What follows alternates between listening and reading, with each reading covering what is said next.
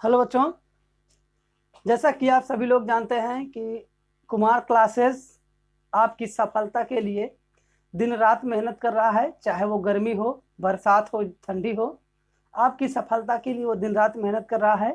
तो इसी मेहनत के कड़ी में आज मैं आप सभी लोगों को पढ़ाने चल रहा हूँ अम्ल, क्षारक एवं लवण। बच्चों, ये आपके रसायन विज्ञान का अध्याय 2 है, जो कि बहुत ही महत्वपूर्ण है, क्योंकि इस अध्याय से आपको कम से कम 4 से 5 नंबर अवश्य मिलते हैं। तो जो बच्चे चाहते हैं कि उन्हें अम्ल, क्षारक एवं लवण का अध्याय अच्छी तरह से समझ में आ जाए, वो बच्चे इस वीडियो को शुरू से लेकर के अंत तक जरूर देखें। यदि आप शुरू से अंत तक देखेंगे तो आप निश्चित ही इस अध्याय को अच्छी तरह से समझ लेंगे। तो चलिए बच्चों, स्टार्ट करते हैं। सबसे पहले आप देखेंगे यहाँ पर है अम्ल। तो अम्ल, जो पहले लोग अम्ल के बारे में जानकारी रखते थे, उनका कहना था कि वे पदार्थ जो स्वाद में खट्टे होते हैं, यानी कि वे पदार्थ जो स्वाद में खट्टे होते हैं और नीले लिटमस पेपर को लाल कर देते हैं, अम्ल कहलाते हैं। लोगों का ऐसा पहले कहना था। ऐसा इसलिए वो कहते थे कि जो भी पदार्थ उनको खट्टा लगता था खाने में, उसे वो अम्ल कहते थे, और जो पदार्थ उनको खाने में थोड़ा कड़वा लगता था, उसको वो क्षार कह देते थे। तो बच्चों, क्षार को हम आगे सीखेंगे, अभी हम सीखने वाले हैं अम्ल। तो अम्ल स्वाद में खट्टा होता है और यह नीले लिटमस पेपर को लाल कर देता है। जैसे ही आप नीले लिटमस पेपर के ऊपर अम्ल की थोड़ी सी बूंद डालेंगे तो वो लिटमस नीले रंग से लाल रंग में बदल जाएगा। यदि ऐसा हो रहा है तो समझ जाइए कि जो डाला जाने वाला पदार्थ है लिटमस के ऊपर, वो आपका अम्ल है। और कभी कभी आपने देखा होगा कि आप जो भोजन ग्रहण करते हैं वो आपको स्वाद में खट्टा लगता है। नींबू जब आप खाते हैं तो वो भी आपको खट्टा लगता है। आप इमली को खाते हैं, वो भी आपको खट्टा लगता है। सिरका खाते हैं, वो भी आपको खट्टा लगता है। तो जितने भी पदार्थ स्वाद में खट्टे होंगे, वो सभी पदार्थ अम्ल कहलाएंगे। यानी कि जो भी पदार्थ हमको खट्टे लगेंगे, वो सभी पदार्थ अम्ल कहलाएंगे। और इन पदार्थों का परीक्षण यदि आप नीले लिटमस पेपर से करेंगे, तो नीला लिटमस पेपर जब इनके साथ में जोड़ेंगे, ऐसे अटैच कर देंगे, या फिर इनका रस निकाल करके उस लिटमस पेपर पर डालेंगे, तो आप पाएंगे कि नीला लिटमस पेपर अपने रंग को बदल देता है और लाल रंग में परिवर्तित हो जाता है। ये पहले की अवधारणाएं थी। और बच्चों, अम्ल जो होता है ये जल के साथ मिल करके H+ आयन हमें देता है। यदि आप अम्ल को जल में मिला देंगे तो आपको H+ आयन मिल जाएगा। लोग पहला ऐसे मानते थे, यानी कि लोगों का ऐसा कहना था। तो जैसा कि आप यहाँ देख रहे हैं कि नीले लिटमस पेपर को लाल कर देता है। तो चलिए यहाँ पर हम एक लिटमस पेपर लेते हैं। अब ये हो गया आपका लिटमस पेपर, ये इस तरह से, यह है आपका नीले रंग का, ये हो गया आपका नीले रंग का लिटमस पेपर।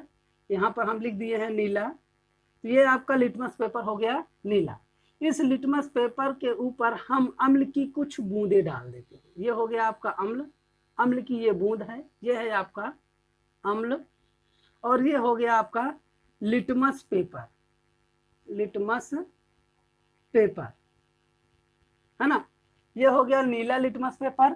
अब इस नीले लिटमस पेपर के ऊपर हम अम्ल की कुछ बूंदें डालेंगे तो ये नीला लिटमस पेपर अपने रंग को बदल देगा। रंग को बदल करके इस तरह लाल रंग में परिवर्तित हो जाएगा। यानी कि यही जो नीला लिटमस था, ये अब कैसा दिखने लगा है, लाल रंग में दिखने लगा है। ये देखिए यहाँ पर आपको लाल रंग दिखाई दे रहा होगा। तो ये है आपका लिटमस, जो कि पहले नीला था। हमने इसके ऊपर अम्ल की कुछ बूंदें डाली तो इसी लिटमस पेपर का रंग बदल करके लाल हो गया है।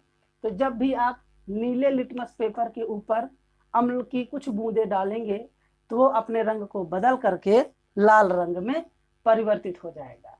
ऐसा जब हो तो समझ जाइए कि डाला जाने वाला जो पदार्थ है वो अम्ल है। अब चलिए, ये अम्ल शब्द उत्पन्न कैसे हुआ? जो ये अम्ल शब्द आया, ये आया कहाँ से? लोग अम्ल क्यों कहें और कोई नाम क्यों नहीं लिए? तो बच्चों, ये अम्ल शब्द जो है ये एक लैटिन भाषा एसिड से बना हुआ है। जो जर्मन भाषा है एसिड्स, उसी एसिड शब्द से अम्ल आपका बन गया। यानी कि एसिड का जो शाब्दिक अर्थ होता है वो खट्टा होता है, खट्टा का मतलब अम्ल। तो ये अम्ल शब्द जो बना है वो जर्मन शब्द से बना है जिसका शाब्दिक अर्थ होता है एसिड्स। एसिड का मतलब होता है खट्टा। तो जो भी पदार्थ हमको खट्टे दिखेंगे या खट्टे लगेंगे वो सब पदार्थ आपके अम्ल होंगे। इसी तरह से ये अवधारणाएं कई वर्षों तक ऐसे चलती रही।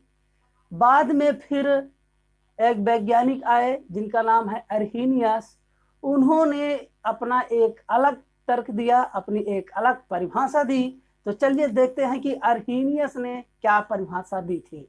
तो यहाँ पर हम देखेंगे अर्हीनियस की परिभाषा।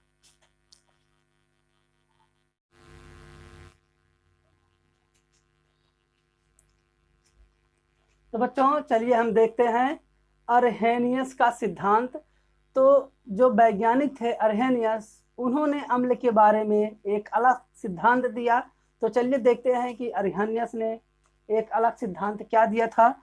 तो यहाँ पर आप देख रहे हैं कि अर्हेनियस सिद्धांत के अनुसार वे पदार्थ जो जल में वियोजित होकर केवल हाइड्रोजन आयन H+ आयन देते हैं अम्ल कहलाते हैं।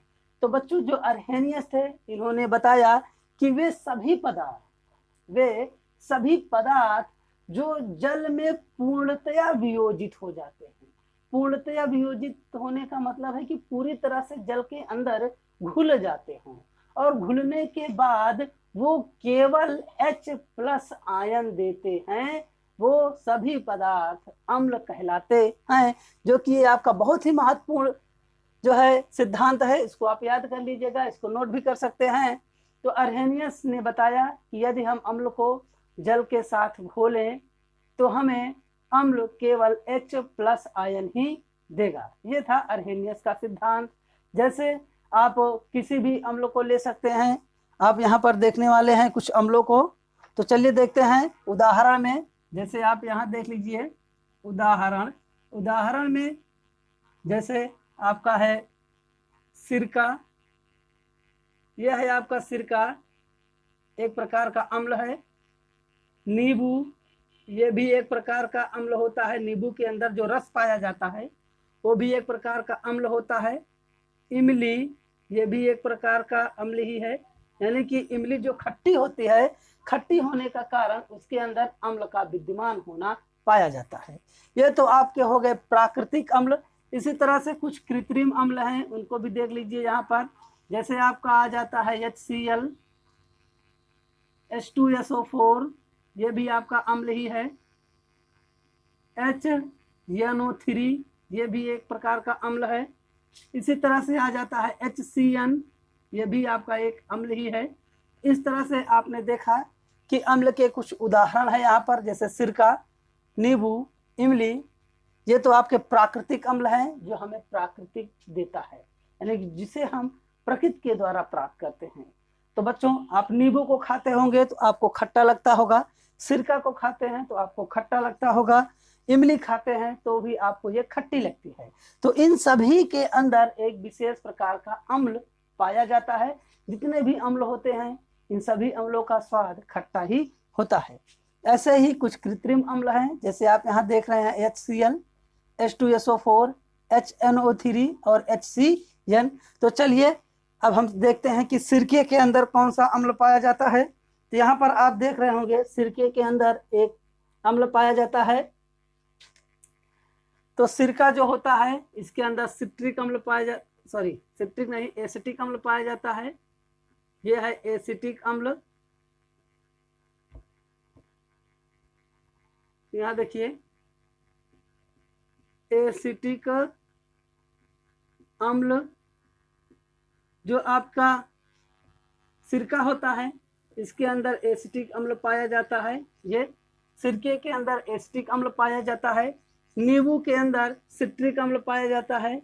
ये हो गया आपका सिट्रिक अम्ल, सिट्रिक अम्ल। और जो आपकी इमली है इसके अंदर टार्ट्रिक अम्ल पाया जाता है। ये हो गया आपका टार्ट्रिक अम्ल। इस तरह से आप देख लिए कि जो आपका सिरका है उसके अंदर एसिटिक अम्ल पाया जाता है, इसलिए वह खट्टा होता है। नींबू है तो नींबू में आपका सिट्रिक अम्ल पाया जाता है, और इमली है तो इसके अंदर आपका टार्ट्रिक अम्ल पाया जाता है। ऐसे ही आपका जो HCl है इसका रासायनिक नाम होता है हाइड्रोक्लोरिक अम्ल। ये हो गया आपका हाइड्रोक्लोरिक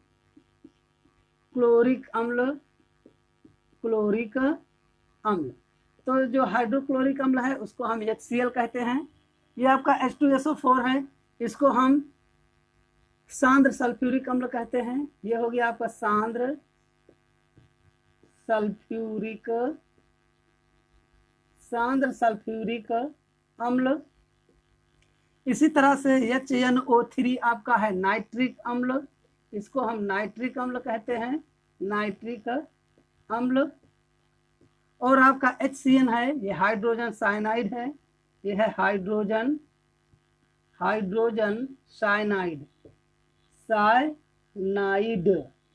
ये हो गया आपका हाइड्रोजन साइनाइड। तो बच्चों आपने यहाँ देखा कि कुछ अम्ल प्राकृतिक होते हैं और कुछ अम्ल आपके कृत्रिम होते हैं। जो मानव के द्वारा बनाया जाता है वो अम्ल आपका कृत्रिम है, और जो प्राकृतिक ने हमें दिया है वो आपका प्राकृतिक अम्ल है। तो बच्चों जो कृत्रिम अम्ल होता है ये बहुत अधिक ही प्रभावशाली होता है। इन सभी अम्ल जो है, ये सभी अम्ल आप चख कर बता नहीं सकते हैं कि इनका स्वाद खट्टा है या कड़वा है। जब आप इनको चखेंगे तो आपकी जो जीभ है स्वाद देने वाली ये जल जाएगी, है ना। इसका मतलब है कि ये जो अम्ल मनुष्य बनाते हैं बहुत ही हाई पावर के अम्ल होते हैं, इतने हाई पावर के अम्ल होते हैं कि इनको यदि आप चखना चाहें तो आपका मुंह जल जाएगा। इसलिए इन सभी अम्लों को हम स्वाद से तो नहीं बता सकते हैं कि ये अम्ल हैं। तो इस प्रकार के अम्ल जो बहुत ही हाई पावर के होते हैं उनको हम चखते नहीं हैं, उनकी जांच हम लिटमस पेपर से करते हैं। जैसा कि हमने इसके पहले बताया है कि यदि हम अम्ल को लिटमस पेपर के ऊपर डालेंगे, नीले लिटमस पेपर के ऊपर, तो नीला लिटमस पेपर आपका लाल हो जाएगा, तो आप समझ जाएंगे कि यह अम्ल है।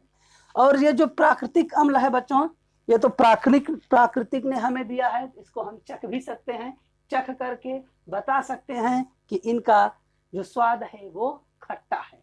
तो बच्चों जो ईश्वर ने हमको जो अम्ल दिया है वो अम्ल इतना पावरफुल नहीं होता है कि हमें कोई नुकसान दे सके। तो बच्चों ईश्वर ने जो भी वस्तुएं बनाई हैं वो हमें किसी भी प्रकार से कोई हानि नहीं पहुंचाती हैं। जो हम सब बनाते हैं वे वस्तुएं इतनी पावरफुल होती हैं कि हमको स्वयं हानि पहुंचाती हैं। तो आपने देखा कि ये एक प्रकार का जो अम्ल है ये प्राकृतिक अम्ल है, और ये आपका है कृत्रिम अम्ल। अब हम चलिए इसके आगे चलते हैं कि जो अम्ल होता है ये कितने प्रकार के होते हैं। बच्चों अम्ल दो प्रकार का होता है। पहला है आपका, ये देख लीजिए, जो अम्ल होता है ये दो प्रकार का होता है। ये यहाँ पर अम्ल दो प्रकार का होता है।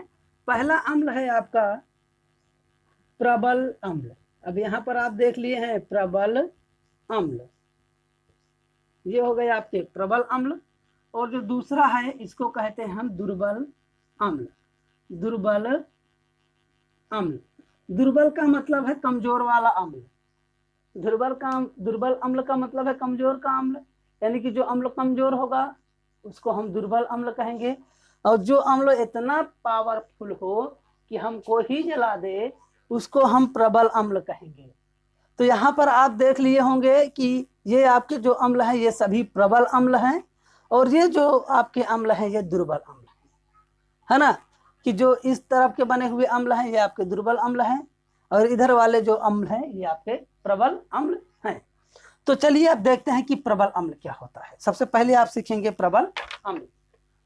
तो बच्चों वह अम्ल जो जल में घुलकर हाइड्रोजन आयन की सांद्रता, यानी कि हाइड्रोजन आयन हमें अधिक मात्रा में देता है। जब आप प्रबल अम्ल को जल में घोलेंगे तो जो हाइड्रोजन आयन है ये हमको अधिक मात्रा में मिलेगा, इतना अधिक मात्रा में मिले। तो चलिए बच्चों, अब हम सीखते हैं दुर्बल अम्ल। तो दुर्बल अम्ल की परिभाषा पहले हम यहाँ पर लिख देते हैं, जिससे आपको समझने में ज़्यादा आसानी हो। तो वे अम्ल जो जल में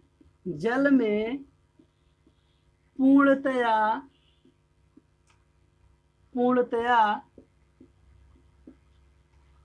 वियोजित नहीं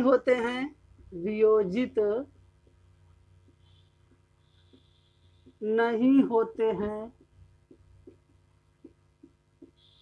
दुर्बल अम्ल कहलाते हैं, दुर्बल अम्ल कहलाते हैं। तो बच्चों यहाँ पर आपने देखा कि वे अम्ल जो जल में पूर्णतया वियोजित नहीं होते हैं दुर्बल अम्ल कहलाते हैं। तो यहाँ पर जो दुर्बल अम्ल होता है वो इतना कमजोर होता है कि वो जल के साथ पूरी तरह से घुलता ही नहीं है। आपने भी देखा होगा कि जो कमजोर लोग होते हैं वो किसी के साथ घुलते मिलते ही नहीं है, वो डरते रहते हैं। और जो प्रबल होते हैं वो चाहे जहाँ चले जाएं अपना एक धाक, अपनी एक पहचान छोड़कर चले आते हैं। इसी तरह से आपका जो ये दुर्बल अम्ल है ये बेचारा पहले से ही कमजोर होता है, तो ये किसी के साथ कैसे घुल जाए। जब इसको हम पानी के साथ घोल भी देंगे ये पूरी तरह से उसमें घुलेगा नहीं, और ना ही हमको H+ आयन ज़्यादा मात्रा में देगा ही। जब पूरी तरह से घुलेगा नहीं तो हमको पूरी तरह से H+ आयन भी नहीं मिलेगा। तो चलिए दुर्बल अम्ल का कुछ उदाहरण देखते हैं। तो जैसे दुर्बल अम्ल में आपका आ जाता है, जैसे यहाँ पर देखिएगा, जैसे आपका HCN है ये आपका एक दुर्बल अम्ल है। ऐसे ही CH3COOH है, ये भी आपका दुर्बल अम्ल है। और ऐसे ही अन्य उदाहरण भी हैं। तो जो भी आपके दुर्बल अम्ल होंगे वो जल में पूरी तरह से नहीं घुलेंगे और ना ही हमें H+ आयन ही देंगे। तो बात आती है कि क्या अम्लों के कोई गुण भी होते हैं। आप सोच रहे होंगे कि अम्ल का गुण क्या है। तो चलिए हम देखेंगे अब कि अम्ल का क्या गुण होता है। तो अम्ल का गुण बताने से पहले आपसे मैं रिक्वेस्ट करूंगा कि यदि आपको यह वीडियो पसंद आ रहा हो, अच्छा लग रहा हो और आपको पूरा कॉन्सेप्ट क्लियर हो रहा हो तो चैनल को सब्सक्राइब भी कर लीजिएगा, क्योंकि मैं लगातार वीडियो लेकर आऊँगा और आपको इसी तरह से पूरे साइंस को अच्छे से समझाऊंगा, जिससे आप कक्षा 10 में, वो भी विज्ञान के पोर्शन में, कम से कम 90+ नंबर लेके आएंगे। और इसी तरह से मेरा मैथ का भी वीडियो अपलोड हो रहा है, उसको भी आप देखना मत छोड़िएगा, उसको मिस मत कीजिए, क्योंकि आप चैनल को सब्सक्राइब किए रहेंगे तभी आपको वो भी वीडियो मिलेगा। इसी तरह से मैं मैथ को भी अच्छे से समझा रहा हूँ और आपको अंग्रेजी भी अच्छे से समझाऊंगा, जहाँ ना समझ में आए उसको पूछ भी सकते हैं। तो चलिए बच्चों, अब हम देखेंगे कि अम्ल के भौतिक गुण।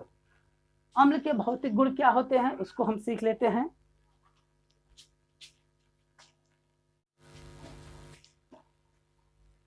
तो अब हम सीखेंगे अम्लों के गुण।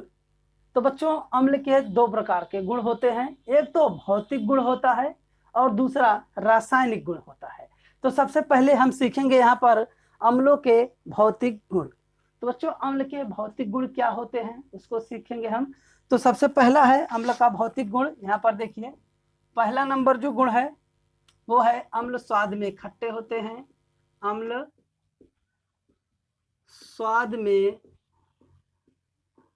खट्टे होते हैं, यहाँ देख भी लीजिएगा, होते हैं। तो जो अम्ल होता है यह स्वाद में खट्टा होता है। दूसरा गुण है इसका, यह जल में वियोजित होकर, यह जल में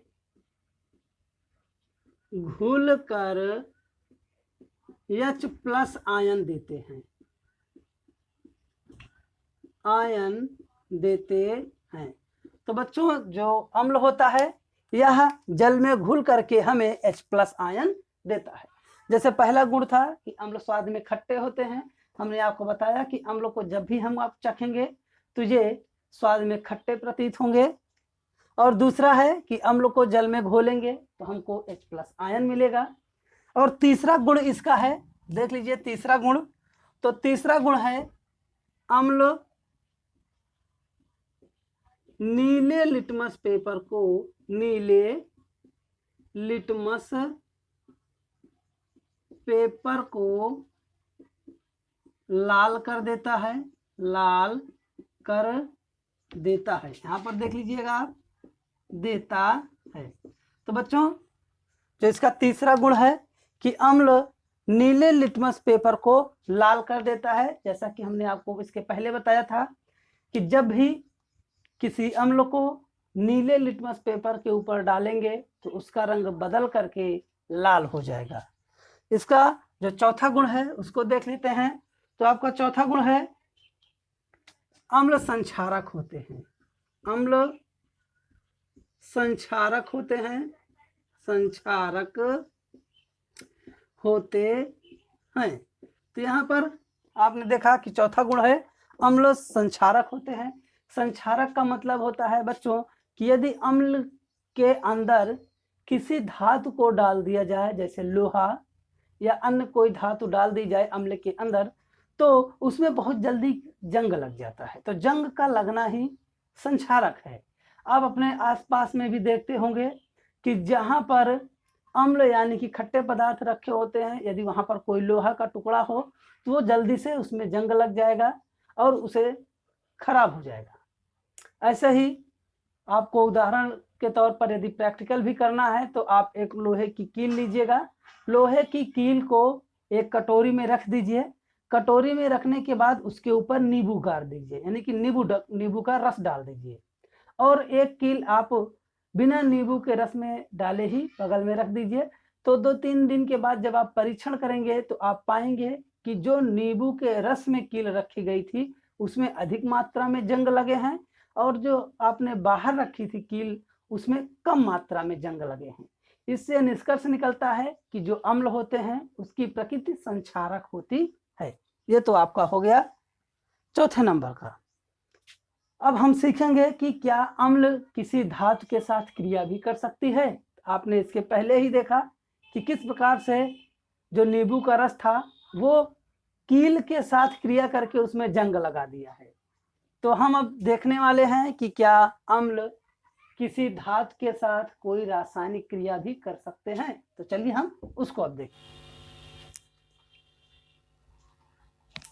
तो चलिए बच्चों, अब हम सीखने वाले हैं कि किसी अम्ल की क्रिया जब सक्रिय धातु के साथ कराया जाए तो क्या होगा। तो यहाँ पर आप देख रहे हैं कि अम्लों के रासायनिक गुण। अम्लों के रासायनिक गुण में सबसे नंबर 1 आप सीखेंगे कि धातु के साथ अभिक्रिया। तो बच्चों जब भी आप अम्ल की क्रिया किसी सक्रिय धातु के साथ करेंगे तो क्या होगा। ये प्रश्न भी पूछा जा सकता है आपके परीक्षा में कि अम्ल की क्रिया सक्रिय धातु के साथ कराने पर क्या होगा। तो चलिए यहाँ पर देखते हैं। तो यहाँ पर इसका जो परिभाषा उसको पहले लिख लेते हैं।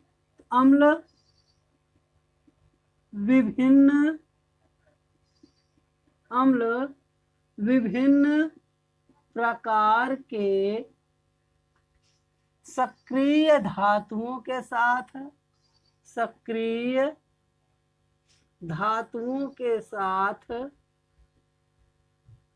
क्रिया करके हाइड्रोजन गैस यानी कि H2 गैस मुक्त करती है,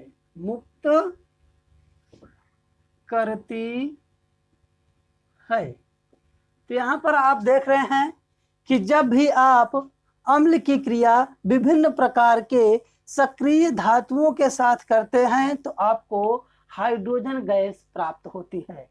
तो बच्चों यहाँ पर आपने देखा कि जब कोई अम्ल किसी धातु के साथ क्रिया करता है तो हमको एक प्रकार की गैस मिलती है, वो गैस होगी आपकी हाइड्रोजन गैस। तो चलिए इसको एक उदाहरण की सहायता से समझते हैं।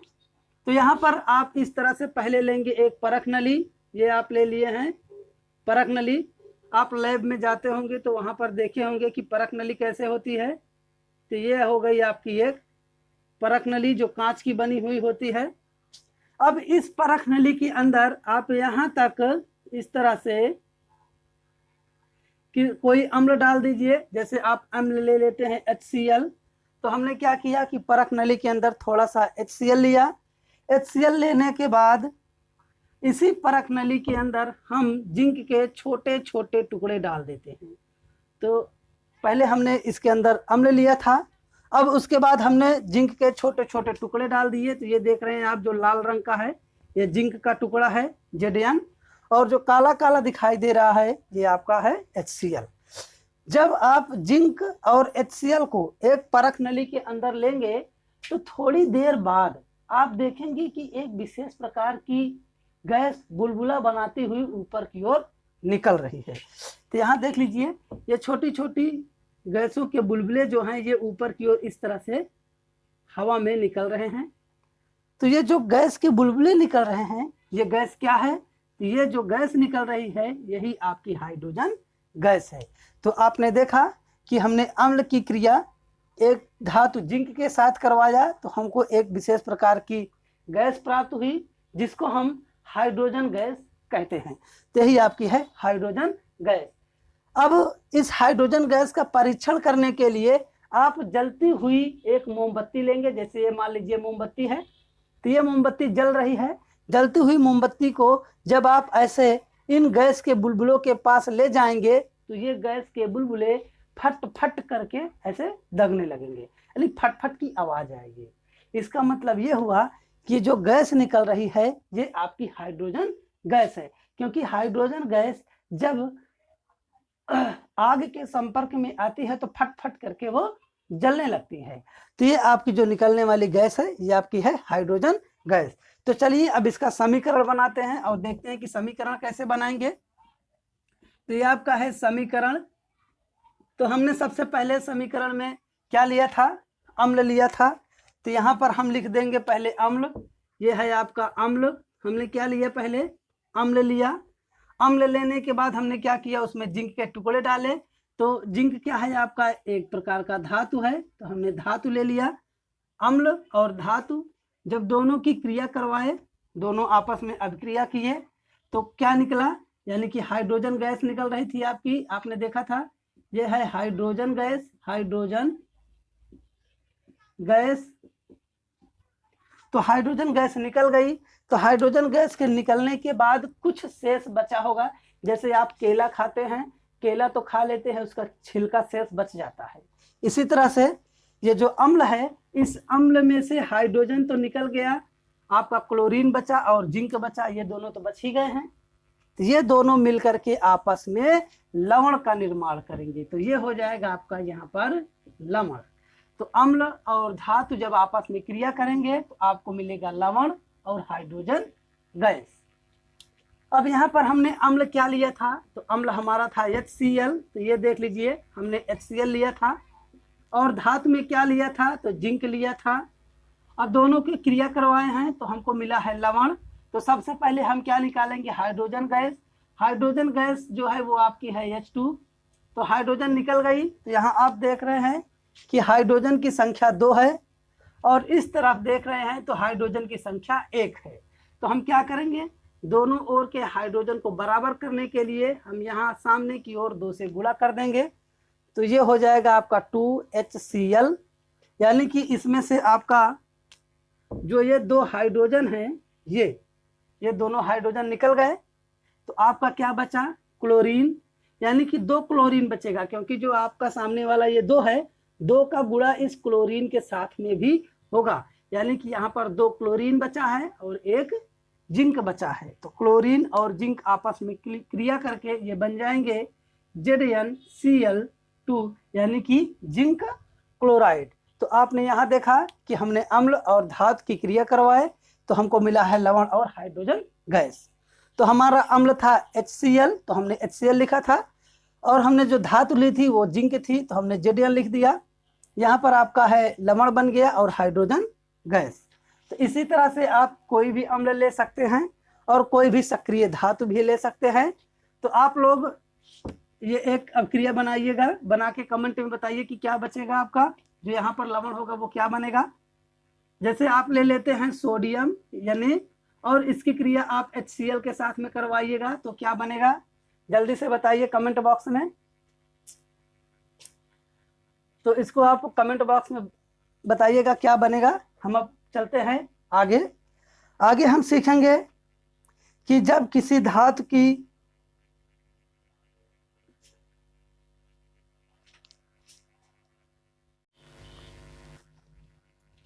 तो चलिए बच्चों, अब हम सीखने वाले हैं धातु कार्बोनेट तथा धातु हाइड्रोजन कार्बोनेट के साथ अभिक्रिया।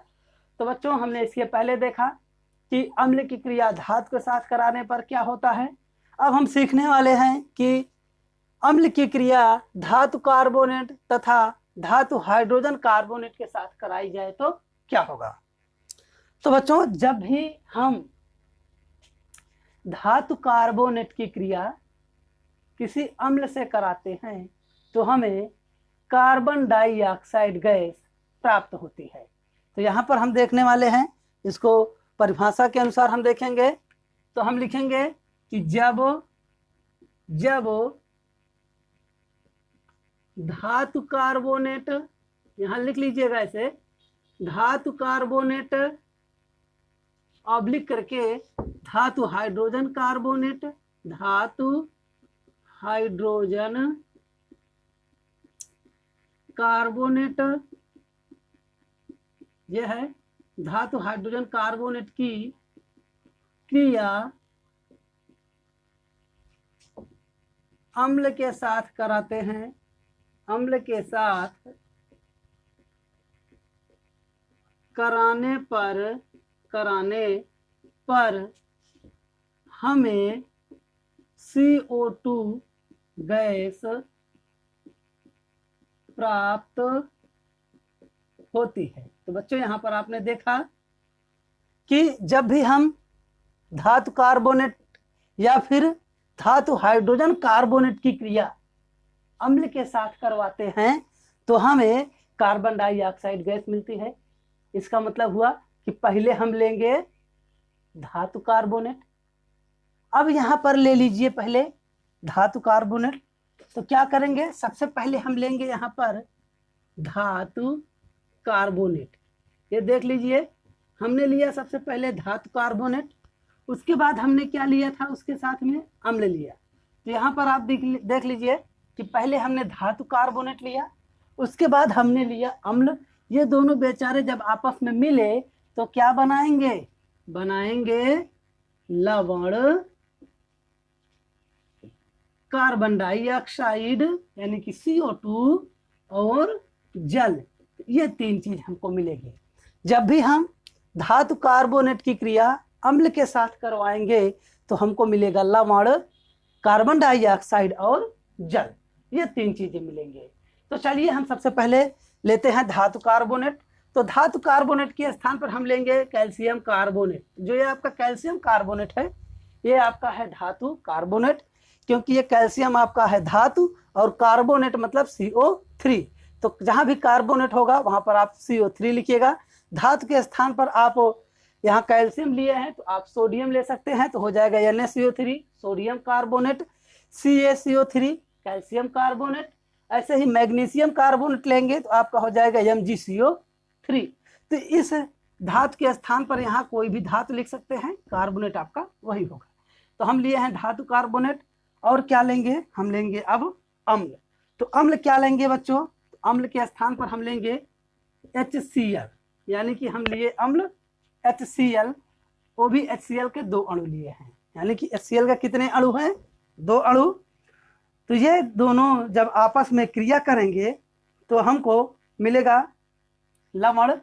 लवण का मतलब सबसे पहले कैल्शियम कार्बोनेट कैल्शियम क्लोराइड मिलेगा CaCl2, यानी कि ये जो आपका कैल्शियम है, ये यहाँ पर देख लीजिए अंडरलाइन हम लिख दे रहे हैं। ये जो कैल्शियम है वो आपके क्लोरीन के साथ मिल जाएगा तो कैल्शियम क्लोराइड बनाएगा। और क्या बचेगा आपका CO2। तो आप यहाँ देख रहे हैं बचेगा CO2 जो कि ये है आपका CO2। उसके बाद आपका बच जाएगा जल यानी कि H2O। तो ये हो जाएगा आपका धातु कार्बोनेट और अम्ल की अभिक्रिया और ये होगा आपका रासायनिक समीकरण। तो बच्चों जब भी आपको धातु कार्बोनेट या फिर धातु हाइड्रोजन कार्बोनेट की क्रिया अम्ल के साथ कराना पड़े तो आप देख लीजिए कि क्या आपको प्राप्त होगा। हमने धातु कार्बोनेट लिया, अम्ल लिया, दोनों को आपस में मिलाया तो हमको मिला है कैल्शियम कार्बोनेट, कार्बन डाइऑक्साइड और जल। इस तरह से इसकी ये रासायनिक अभिक्रिया होगी। अब हम सीखने वाले हैं क्षारक। तो बच्चों ये था आपका अम्ल। अम्ल में कहीं पर भी आपको समझ में ना आया हो तो कमेंट बॉक्स आपके लिए खाली पड़ा है, चाहे जितना कमेंट कीजिएगा, मैं उन सभी कमेंट का जवाब अवश्य दूंगा। ऐसा नहीं है कि अन्य यूट्यूबर की तरह मैं आपके कमेंट का जवाब नहीं दूंगा, मैं आपके कमेंट का जवाब दूंगा। और जहां भी आपको परेशानी होगी मैं उस परेशानी का वीडियो भी यहाँ पर एक बनाऊंगा, जिससे कि आपकी सारी परेशानियां चुटकियों में, चुटकी बजाते ही खत्म हो जाएगी। ये आप ध्यान दीजिएगा। तो चलिए अब हम सीखने वाले हैं क्षारक। तो बच्चों क्षारक जानते ही हैं कि क्षारक कैसा होता है, ऐसे खाएंगे ना तो एकदम करछा हो जाएगा। करछा का मतलब ऐसे झलमला जाएंगे आप। ये होता है क्षारक। और जब नींबू चाटते हैं तो कैसा करते हैं, चटकारा मारते हैं ना, ऐसे करते हैं तो खट्टा होगा तो अम्ल। और जब हमको ऐसे पूरी तरह से झलमलाई देगा तो होगा आपका क्षार। तो चलिए देखते हैं क्षार।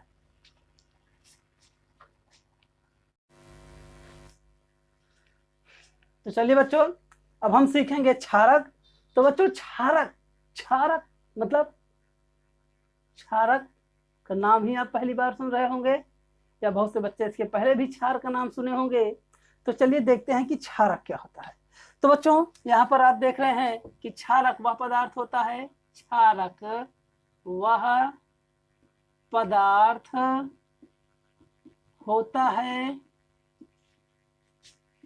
जो स्वाद में कड़वा हो, जो स्वाद में कड़वा हो। यानी कि बच्चों क्षारक का स्वाद जो होता है वो कड़वा होता है। तो आप लिख सकते हैं कि क्षारक वह पदार्थ होता है जिसका स्वाद एकदम कड़वा होता है। कड़वा का मतलब एकदम कसैला। और उसके आगे हम सीखेंगे कि क्षारक लाल लिटमस पेपर को, लाल लिटमस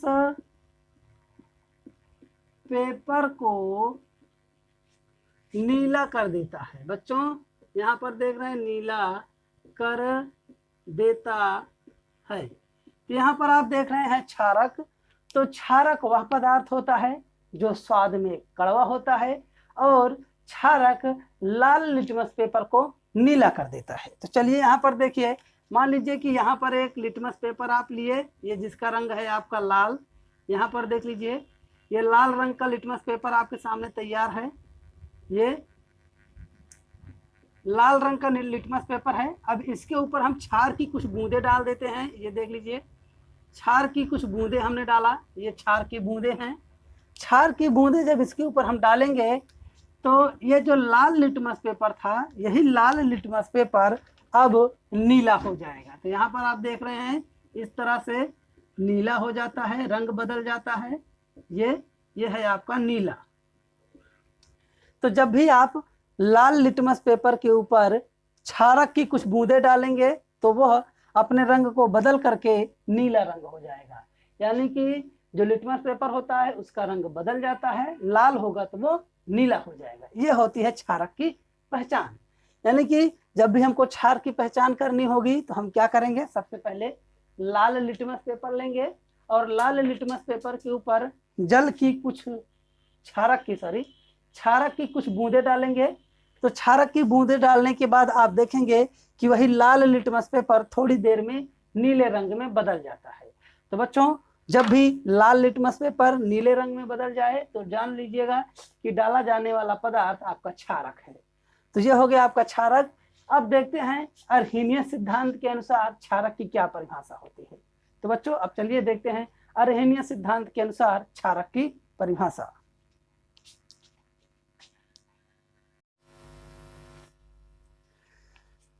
तो चलिए बच्चों अब हम सीखेंगे अर्हेनियस सिद्धांत के अनुसार क्षारक की परिभाषा। तो अर्हेनियस सिद्धांत के अनुसार जो क्षारक की परिभाषा होती है उसको सीखने चल रहे हैं। तो चलिए देखते हैं कि अर्हेनियस सिद्धांत के अनुसार क्षारक वे पदार्थ होते हैं जो जल में घुल कर OH माइनस आयन, तो यहाँ पर आप देख रहे हैं OH माइनस आयन देते हैं। तो बच्चों ये है आपके अर्हेनियस सिद्धांत। तो अर्हेनियस सिद्धांत के अनुसार क्षारक वे पदार्थ होते हैं जो जल में घुलकर OH माइनस आयन देते हैं। तो बच्चों अर्हेनियस ने बताया कि यदि हम क्षारक को जल के साथ घोल दें तो घुलने के बाद वो हमें OH माइनस आयन देगा। जैसे यहाँ पर एक उदाहरण लेते हैं। अब मान लीजिए कि यहाँ पर जैसे आपके जो क्षारक है उसको देख लीजिए। जैसे क्षारक आपका हो जाएगा NaOH यानी कि सोडियम हाइड्रोक्साइड, दूसरा है आपका KOH यानी कि पोटेशियम हाइड्रोक्साइड। इसी तरह से आगे क्षारक हो जाएगा आपका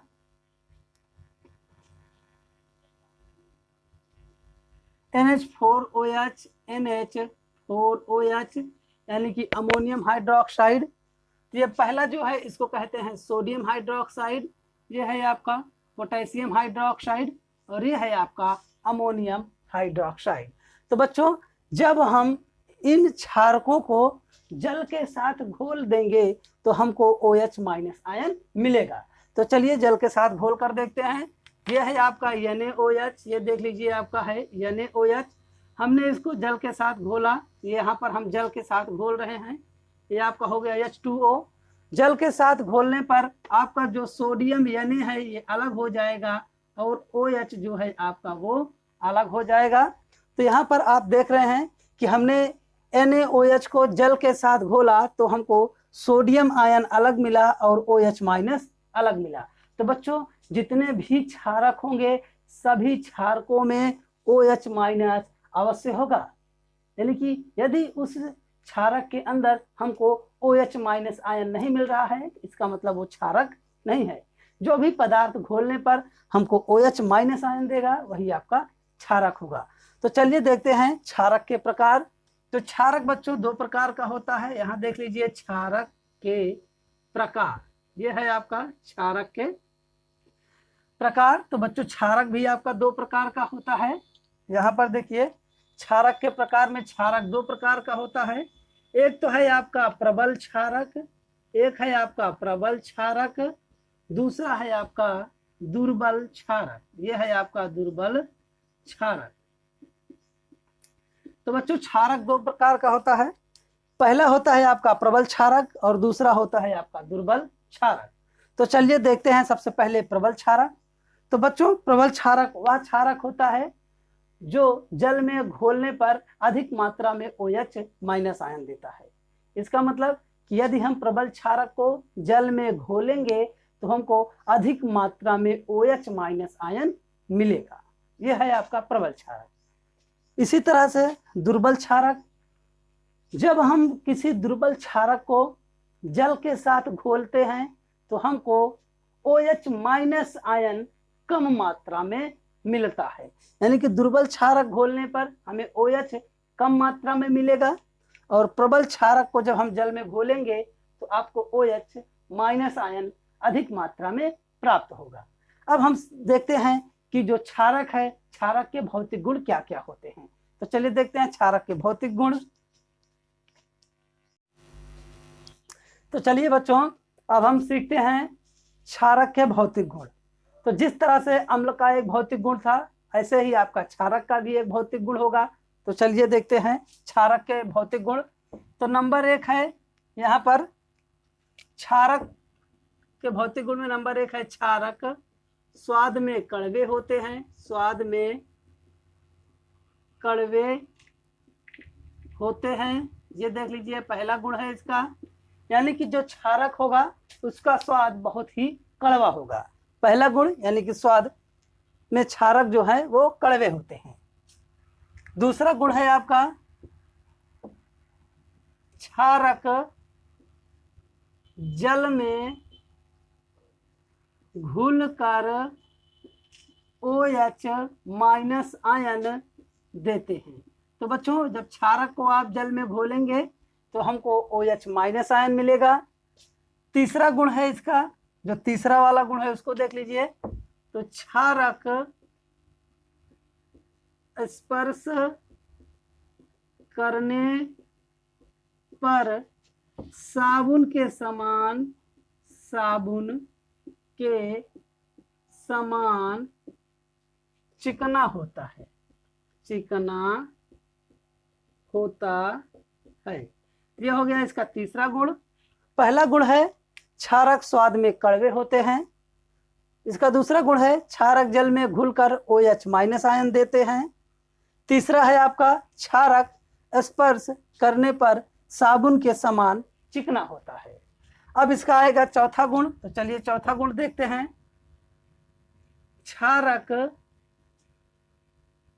लाल लिटमस पेपर को नीला कर देता है। तो बच्चों जो आपका क्षारक है ये लाल लिटमस पेपर को नीला कर देता है। जब भी आप लाल लिटमस पेपर के ऊपर क्षारक की कुछ बूंदे डालेंगे तो लाल लिटमस पेपर का रंग नीले रंग में बदल जाता है। अब आप सुन रहे होंगे कि लिटमस लिटमस लिटमस, ये लिटमस होता क्या है? तो बच्चों ये लिटमस जो है ये एक प्रकार का प्राकृतिक सूचक है जिसे हम लाइकेन से प्राप्त करते हैं। लाइकेन नामक एक पौधा होता है, उसी पौधे से हमारा लिटमस पेपर बनाया जाता है। तो बच्चों ये जो लिटमस है ये एक प्रकार का प्राकृतिक सूचक है। जब हम आपको सूचकों के बारे में पढ़ाएंगे तो उसमें मैं आपको कई प्रकार के ऐसे सूचक बताऊंगा जिन सूचकों का प्रयोग आप अपने दैनिक जीवन में करते हैं, उसको आप जानते नहीं हैं। आज आप ऐसे सूचक का नाम सुनेंगे जो आप कभी आज तक सोचे ही नहीं होंगे कि ये भी एक प्रकार का सूचक है। तो चलिए हम आगे देखते हैं। यह हो गया आपका क्षारक के जो भौतिक गुण थे। अब हम सीखेंगे क्षारक के रासायनिक गुण। तो चलिए बच्चों सीखते हैं क्षारक के रासायनिक गुण। तो चलिए बच्चों अब हम सीखने वाले हैं क्षारकों के रासायनिक गुण। तो हम यहाँ पर अब क्षारक के क्या रासायनिक गुण होते हैं उन रासायनिक गुणों को सीखेंगे। तो इसमें सबसे पहले आप सीखेंगे, सबसे पहला नंबर है आपका क्षारक की क्रिया धातु के साथ, यानी कि धातु के साथ क्षारकों की क्रिया। तो धातु के साथ तो हम सबसे पहले सीखेंगे कि क्षारक की क्रिया धातु के साथ क्या होगी। जब भी आपसे पूछा जाए कि किसी क्षारक की क्रिया यदि धातु के साथ कराई जाए तो क्या होगा, तो चलिए इसको सीख लेते हैं। यहाँ लिखेंगे जब किसी सक्रिय, सक्रिय का मतलब बच्चों जो क्रियाशील हो, सक्रिय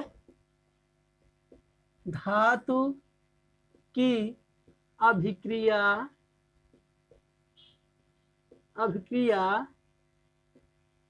क्षारक के साथ कराई जाएगी तो हमें हाइड्रोजन गैस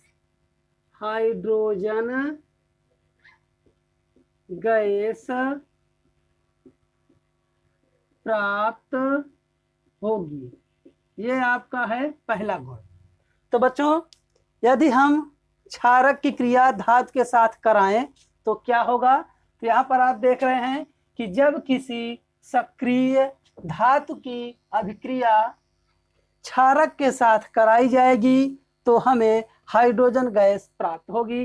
तो बच्चों जब भी आप किसी क्षारक की अभिक्रिया ऐसे धातु के साथ करवाते हैं जो क्रियाशील है, तो क्रियाशील धातु के साथ आप क्षारक की अभिक्रिया करवाएंगे तो आपको हाइड्रोजन गैस प्राप्त होगी, जैसा कि हमने अम्ल के साथ प्राप्त किया था। तो चलिए यहाँ पर हम लेते हैं कोई भी क्षारक ले लीजिए, जैसे ये आपकी है परख नली, ये हो गई आपकी परख नली। इस परख नली के अंदर हम सबसे पहले लेंगे क्षारक, यहाँ तक भर देंगे क्षारक। तो क्षारक कोई सा भी ले सकते हैं, चाहे जो क्षारक ले लीजिए, वो धातु के साथ अभिक्रिया समान ही दिखाएगा। तो हम यहाँ लेते हैं NaOH, NaOH। तो हमने क्या लिया, परख नली में थोड़ा सा NaOH लिया और इसी NaOH के साथ हमने थोड़ा सा मिलाया जिंक को, यानी कि हमने इसमें थोड़ा सा जिंक मिलाया। ये देख लीजिए यहाँ पर हमने थोड़ा सा जिंक मिलाया है, जिंक के थोड़े छोटे छोटे टुकड़े, यहाँ देख लीजिए हमने थोड़ा सा इसमें जिंक मिला दिया और NaOH लिया। तो इन दोनों को मिलाने के बाद आप देखेंगे कि एक विशेष प्रकार की गैस ऐसे बुलबुला बनाती हुई ऊपर की ओर निकल रही है। तो बच्चों ये जो गैस बुलबुला बनाते हुए ऊपर की ओर निकल रही है, यही गैस आपकी हाइड्रोजन गैस कहलाती है। यह है आपकी हाइड्रोजन गैस। तो यहाँ आपने देखा कि हमने NaOH लिया और NaOH के विलयन में थोड़ा सा ही जिंक का टुकड़ा डाला तो एक गैस निकलना शुरू हो गई। ये गैस आपकी हाइड्रोजन गैस है। तो इसका हम रासायनिक समीकरण देख लीजिए कैसे लिखेंगे। तो सबसे पहले हमने लिया था एक क्षारक NaOH, यहाँ लिखेंगे हम पहले क्षारक लिया। उसके बाद हमने जिंक लिया था यानी कि धातु, तो क्षारक और धातु इधर ले लिए थे, तो हमको प्राप्त क्या हुआ था, हाइड्रोजन गैस। यहाँ लिखेंगे हम हाइड्रोजन गैस। ये हो गई आपकी हाइड्रोजन गैस और इसके बाद में यहाँ जो बचेगा ये होगा आपका लवण। तो हाइड्रोजन गैस और लवण प्राप्त होगा। तो चलिए यहाँ पर हम देखते हैं क्षारक। तो सबसे पहले क्षारक के रूप में हमने लिया था NaOH, तो ये हो गया आपका NaOH। NaOH के बाद हमने क्या लिया था, जिंक लिया था। तो यहाँ हम लिखेंगे Zn यानी कि जिंक। ये हो गया जिंक। जिंक लिए तो हमको मिला पहले हाइड्रोजन गैस। तो यहाँ आप देख रहे हैं कि हाइड्रोजन एक ही है, जहाँ भी हाइड्रोजन एक हो सामने की ओर 2 से गुणा कर दीजिएगा तो आपका बन जाएगा H2 गैस, जो कि आपकी ऊपर की ओर निकल रही है। अब क्या बचा, यहाँ पर आपका 2 हाइड्रोजन, यानी कि ये इतना पूरा निकल ही चुका है, ये निकल गया आपका, देखिए तो ये यानी कि 2 और हाइड्रोजन गैस निकल गया है। और ये जो 2 बचा हुआ है ये सोडियम के साथ में भी गुणा होगा, तो आपका बचेगा इधर Na2ZnO, यानी कि ये बच जाएगा आपका Na2ZnO। तो इसको हम मिटा देते हैं यहाँ पर, जिससे कि आपको समीकरण पूरा दिखाई दे। तो ये देख लीजिए यहाँ पर जो मिलने वाला पदार्थ था आपका Na2ZnO बचा और आपका हाइड्रोजन गैस मुक्त हो रही है। तो इस तरह से जब भी आप क्षारक की क्रिया धातु के साथ कराएंगे तो आपको लवण मिलेगा और हाइड्रोजन गैस। तो चलिए बच्चों, अब इसके बाद हम देखेंगे क्षारकों के उपयोग। तो क्षारक के क्या उपयोग होते हैं, क्षारक का उपयोग देखेंगे, इसी के साथ में अम्ल का भी उपयोग देख लेंगे कि अम्लों का उपयोग कहाँ किया जाता है। क्षारकों और अम्लों का उपयोग भी देखते हैं। तो चलिए स्टार्ट करते हैं।